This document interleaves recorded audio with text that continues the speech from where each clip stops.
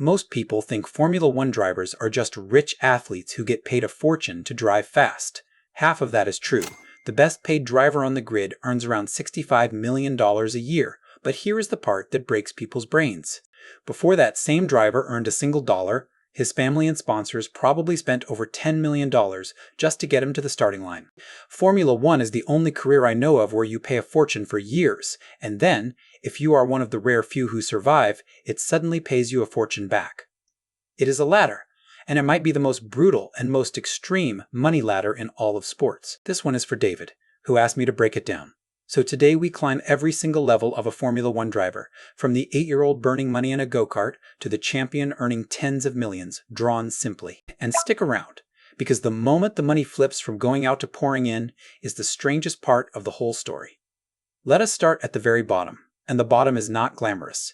It is a go-kart, and it is a child. Most future F1 drivers start karting around the age of 8, and here is the first shock.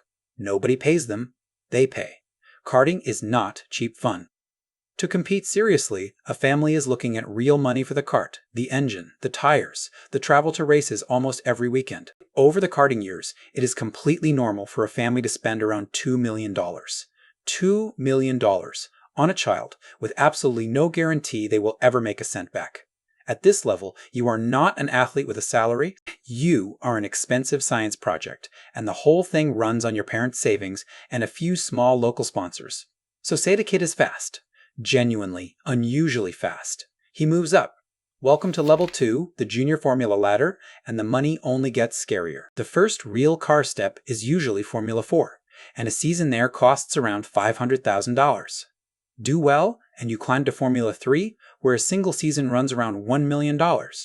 Notice what is happening. He is climbing, he is winning, he is getting famous in racing circles. And he is still not being paid. He is paying. This is where a strange term enters the story. The pay driver. At these levels, teams do not just pick the fastest driver, they often pick the driver who brings the most money from family or sponsors to fund the team. So talent gets you noticed, but money keeps you in the seat.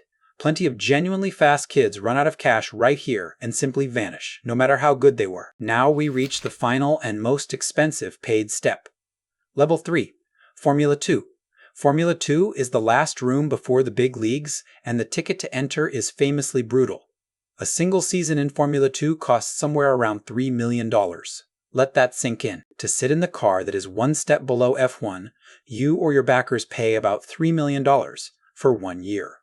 And if it takes you 2 or 3 seasons to win the title, which is common, you add another $2 to $3 million each time. Add it all up, karting, Formula 4, Formula 3, Formula 2, plus testing and travel, and it is completely normal for a driver to have burned through $10 to $16 million before ever driving a Formula 1 car in a race. This is why so many F1 drivers come from wealthy families, or get signed young to a team's academy that starts covering these costs. Because raw talent is not enough. Somebody has to survive the bill. And now, finally, we reach the moment everything flips. Level 4. The Formula 1 reserve driver. This is the driver who has made it into an F1 team, but does not race every weekend. He trains, he sits in the simulator, and he waits, ready to jump in if a race driver gets sick or injured. And for the first time in this entire story, the arrow turns around. He is not paying anymore. He is finally getting paid. A reserve driver's retainer is usually somewhere around $500,000 to $1 million a year. After spending over a decade and millions of dollars pouring money in, this is the first real paycheck. The machine has flipped. Level 5. The rookie. A real, full-time Formula 1 race seat. This is the dream, and it still might surprise you how it starts. A brand new F1 driver on the grid typically earns around $500,000 to $1 million a year in base salary. By any normal standard, that is fantastic money. By F1 standards, it is the bottom rung. The rookie is often still the pay driver in disguise, valued partly for the sponsor money he brings. But he is now one of only 20 people on Earth with that job, and he is being paid to do the thing his family spent millions chasing. And then, level 6.